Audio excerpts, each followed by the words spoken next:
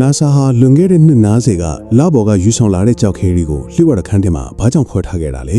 အဓိကအကြောင်းရင်းကတင်ထင်ထားတယ်လို့မဟုတ်ပါဘူးဒီအထူးခန်းတွေကိုတန့်ရှင်းတဲ့နိုက်ထရိုဂျင်ဓာတ်ငွေ့နဲ့အလုံးပိတ်ထားပါတယ်ဘာဖြစ်လို့လဲဆိုတော့ကျွန်တော်တို့ရှူရှိုက်နေတဲ့လေကအဲ့ဒီကြောက်ခဲတွေအတွက်တကယ်တော့အစိတ်တင်စေလိုပါအောက်ဆီဂျင်နဲ့အဆိုဓာတ်ကဒီနမူနာတွေကိုပျက်စီးစေနိုင်ပြီး2 ဘီလီယံပေါင်းများစွာတတ်တန်းရှိတဲ့လရဲ့သမိုင်းကြောင်းကိုပျက်စီးစေနိုင်ပါတယ်ဒါပေမဲ့ဒီနေရာမှာညံကောင်းတဲ့အချက်တစ်ချက်ရှိပါတယ်NASA ဟာတချို့နမူနာတွေကိုတမင်တက်တက်မဖွင့်မဲ့တင်ထားခဲ့ပါတယ်။သူတို့ကကျွန်တော်တို့ကိုစောင့်နေကြတာပါ။1990ပြည်လွန်နှစ်တွေကဤပညာတွေဟာလုံလောက်တဲ့တိုးတက်မှုမရှိသေးဘူးဆိုတာကိုသူတို့သိခဲ့ပါတယ်။ဒါကြောင့်ဒီနမူနာတွေကို Artemis အစီအစဉ်မျိုးဆက်အတွက်သင်ဆခဲ့တာပါ။အခုဆိုရင်လောပေါ်မှာလူသားတွေအမြဲတမ်းနေထိုင်နိုင်ဖို့လိုအပ်တဲ့ရေကိုရှာဖွေရမှာအထောက်အကူဖြစ်စေဖို့